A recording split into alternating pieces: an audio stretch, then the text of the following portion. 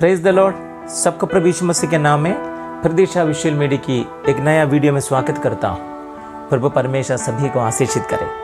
प्रियो, एक महत्वपूर्ण सब्जेक्ट आपके सामने पेश करना चाहता हूँ, सेल्फ रेस्पेक्ट के बारे में। सेल्फ रेस्पेक्ट, आत्मसम्मान, ये सबके जीवन में होता है। पुरुष हो, स्त्री हो, काले लोग हो, गोरे लोग हो, पढ़े लिखे लोग, अनपढ़ लोग, गरीब अमीर, सबके जीवन में सेल्फ रेस्पेक्ट होता है, होना भी है। कभी कभी हमारे जीवन में सेल्फ रेस्पेक्ट नीचे गिर जाता है। उसका कारण क्या है, मैं कुछ टिप्स आपको देना चाहता हूँ। इस वीडियो के द्वारा आपका समझ सकता है कि आपके सेल्फ रेस्पेक्ट कैसे इंप्रूव करना है। फिलिपियों की पत्री 4 अध्याय उसका 13वां पद में लिखा है, जो मुझे सामर्थ देता है उसमें मैं सब कुछ कर सकता हूँ। मैं सामर्थ देने वाले का परमेश्वर है, उन्हीं के द्वारा सब कुछ हमारे जीवन में संभव है। हमारी सेल्फ रेस्पेक्ट किसी से भीख मांगने वाली चीज नहीं है। इज्जत किसी से भीख मांगने वाली चीज नहीं है। प्यार भीख मांगने वाली चीज नहीं है। यह खुद हमारे जीवन में होना है। हमें पता है, give respect and take respect. Bible में इसे लिखा है, एक दूसरों को अपने से अच्छा समझो। दूसरों के जब हम रेस्पेक्ट करता है, दूसरों को हम इज्जत देता है, तभी हमारे जीवन में भी ये रेस्पेक्ट, इज्जत आ जाता है। आइए हम देखेंगे कैसे हमारा सेल्फ रेस्पेक्ट हमें बढ़ा सकता है। एक कुछ टिप्स मैं आपको देना चाहता हूँ। ये आपके जीवन में अनुग्रह के कारण होगा। आपकी व्यक्तिगत जीवन, आपकी प्रोफेशन एक दूसरा लेवल पर जाने के लिए वीडियो को सहायता करेंगे। आइए हम देखेंगे। पहला स्टेप है ये, try to understand your values.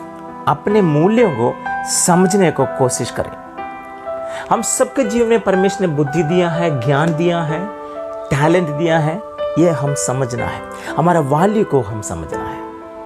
खुद को यकीन नहीं करे तो कोई भी हमारी ऊपर भरोसा नहीं करेगा। तो खुद की यकीन करना, खुद हमारी टैलेंट को समझना, खुद हमारी वैल्यू को हम समझना है। ये किसी के सामने सरेंडर करने वाली चीज नहीं है। बाइबल में इसे लिखा है, नीति वचन 3 अध्याय 5 और 6वां पद में इसे लिखा है, तो अपनी समझ का सहारा ना लेना, वरन संपूर्ण मन से यहोवा पर भरोसा रखना, उसी को स्मरण करके सब काम करना, तब वो तेरे लिए सीधा मार्ग निकालेगा। परमेश्वर पर भरोसा रखना, परमेश्वर की राह पे चलना है, परमेश्वर के वचन को मनन करना, परमेश्वर को अपनाना है, प्रभु की इच्छा के अनुसार हम चलना है। तभी तो हमारी वैल्यू बढ़ सकता है। तब हमारी वैल्यू को, खुद को समझने के लिए परमेश्वर में मदद करेंगे। दूसरा स्टेप है ये, try to focus on activities. नया एक्टिविटी पर ध्यान केंद्रित करने का प्रयास करें।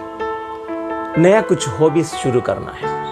बिजी रहना, हमेशा कुछ ना कुछ करते रहना है। परमेश्वर की नाम की महिमा के लिए जो प्रभु की योजना है उसका अनुसार कुछ करते रहना है।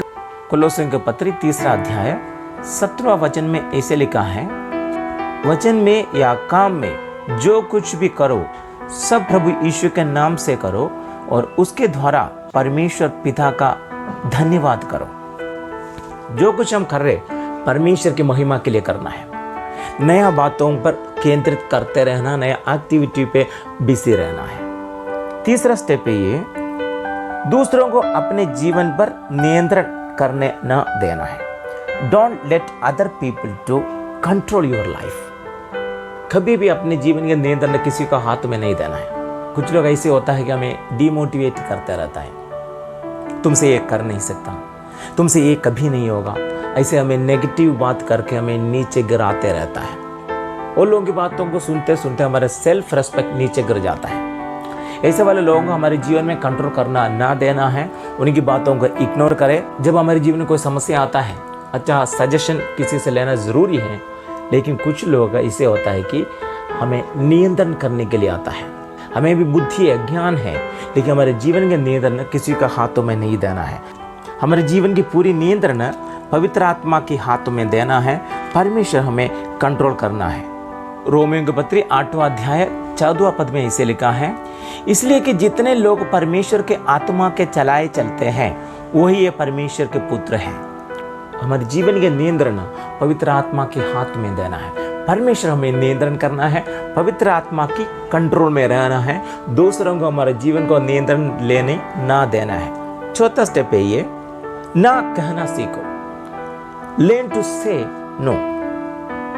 जिस जगह पर, जिस समय, जिस व्यक्ति से नो बोलना है, वहां पे नो बोलना जरूरी है। कभी हमें ऐसे होता है कि कैसे बोले इसे नो, वो हमसे भी बड़ा है, बेस्ट फ्रेंड है, कोई भी हो, कहा जिस व्यक्ति से जहां जिस समय पर नो बोलना है, बोलना जरूरी है।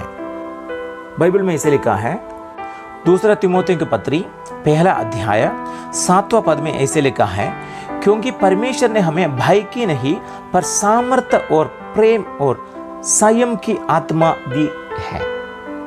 तो जहां नहीं बोलना है जरूर नहीं बोलिएगा। 5वां स्टेप है ये, परिस्थिति को समझना, be willing to accept reality. कभी कभी हमारे जीवन में कई तरह की संघर्ष आता है, दुर्घटना आता है, हमारे प्रियजनों के जीवन में भी ऐसे आता है।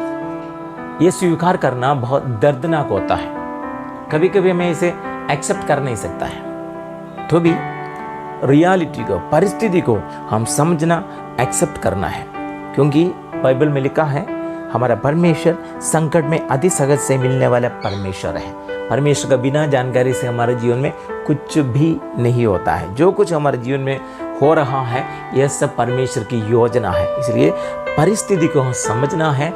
भजन संहिता 115 के 3 में लिखा है, हमारा परमेश्वर तो स्वर्ग में है, उसने जो चाहा वही किया है। जो हमारे जीवन में हो रहा है यह सब परमेश्वर की इच्छा के अनुसार है, प्रभु की योजना है। तो प्रियो, हमेशा सेल्फ रेस्पेक्ट आगे बढ़ाना है, हमारा सेल्फ रेस्पेक्ट इंप्रूव करके अच्छा जीवन बिताना है। परमेश्वर ने हमें बनाया है, परमेश्वर की सृष्टि में सबसे सुंदर सृष्टि मनुष्य है। परमेश्वर ने मनुष्य को कितना सुंदरता से बनाया है, परमेश्वर ने ज्ञान दिया है, बुद्धि दिया है, हम सबके जीवन में परमेश्वर ने टैलेंट दिया है। तो हमारी सेल्फ रेस्पेक्ट, हमारी टैलेंट किसी के सामने सरेंडर करने वाला चीज नहीं है। परमेश्वर की इच्छा पर जो प्रभु ने दिया हुआ टैलेंट परमेश्वर के राज्य की बढ़ोतरी के लिए इस्तेमाल करके आपके जीवन के द्वारा परमेश्वर के राज्य बढ़ोतरी होने के लिए प्रभु परमेश्वर आप सभी को आशीषित करे। God bless you.